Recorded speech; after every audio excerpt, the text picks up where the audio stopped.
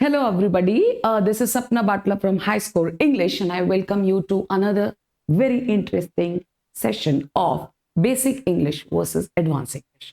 अब हमको क्या जरूरत है? हमको बेसिक इंग्लिश आती तो है, हमें उसकी जगह एडवांस इंग्लिश की क्या जरूरत है?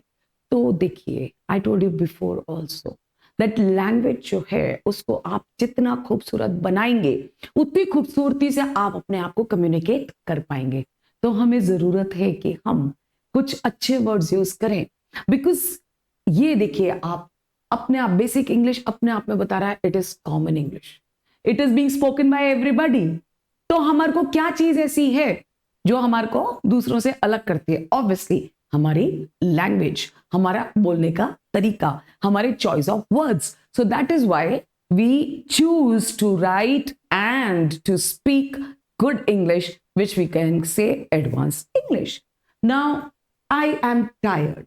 Okay? I am tired. It's a very, very basic English sentence. मैं थकी हुई हूं. Instead of that, अगर हम कहते हैं I'm feeling drained. देखिए, जब आप टायर्ड होते तो कैसा लगता है आपको? बिल्कुल चुपचाप लेट जाए, कोई हमारे को तंग ना करे, यानी हमारी सारी एनर्जी बाहर चली गई है, सूखा पड़ गया एनर्जी का. ओके, तो इसके लिए कि आई एम टायर्ड, मैं थकी हूं, उसकी वजह हम कहें कि मेरी एनर्जी डिप्लीट हो गई है. Okay, my energy is depleted, या आई एम ड्रेन्ड आउट, मैं बिल्कुल सूखा पड़ गया एनर्जी का. That looks better. So instead of I am tired, हमारे हाई स्कोर इंग्लिश वाले क्या बोलेंगे? I am feeling drained. I don't no, ये तो बहुत कॉमन है, मुझे नहीं पता. ठीक है, नाउ दिस इज अगेन, देखिए मेरे मुंह से क्या निकला, ये तो बहुत कॉमन है. सो कॉमन वर्ड्स क्यों यूज करें हम? We are people from the language and therefore we have to use good words, advance English. So instead of saying I don't know, what we are going to say? I am uncertain. भाई मैं certain हूं ही नहीं, मुझे पक्का ही नहीं है कि ये सही है कि गलत है. आप डिसाइड नहीं कर पा रहे हो तो आप क्या कहोगे? आई am uncertain. I will try, ये भी अगेन बहुत कॉमन है, मैं कोशिश करूंगी. Instead of I will try, you can say I'll do everything I can. देखिए फर्क पड़ता है. अगर कोई व्यक्ति आपके पास मदद मांगने आता है और आप कहते हो I will try, और अगर आप कहते हो I will do everything I can, कितना फर्क पड़ा? सेकंड वाले सेंटेंस में व्यक्ति को लगता है, सामने वाले को, कि आप उसकी मदद करने के लिए वाकई तैयार हैं और अपनी पुरजोर कोशिश करेंगे. इट इज इजी यानी बहुत आसानी से समझ में आ गया. And if we say it is straightforward means okay, जो सामने है बिल्कुल आसानी से हमको समझ में आ गया. I like it की जगह I like it, I like dancing, I like singing बहुत कॉमन है, तो हम क्या कहेंगे? I'm fond of it. Fond का मतलब, fond कहां से आता है? ये fond वर्ड आता है हमारा liking से. Okay, I'm fond of it. I'm fond of music. I love music. I'm fond of playing guitar.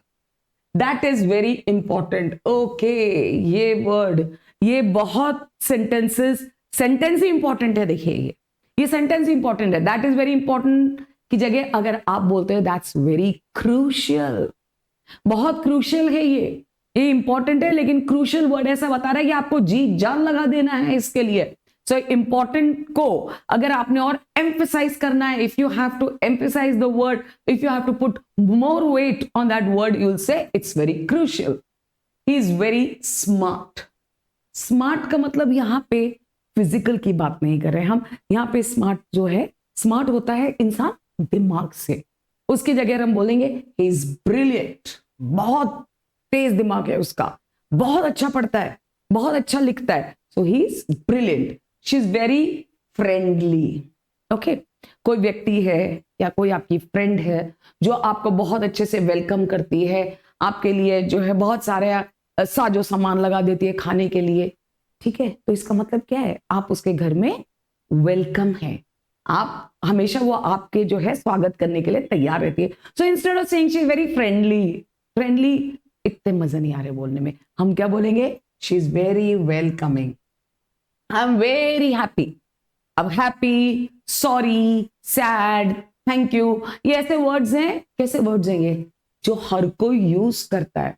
Instead of happy अगर आप कहते हैं आई एम डिलाइटेड, तो डिलाइट क्या शो करता है?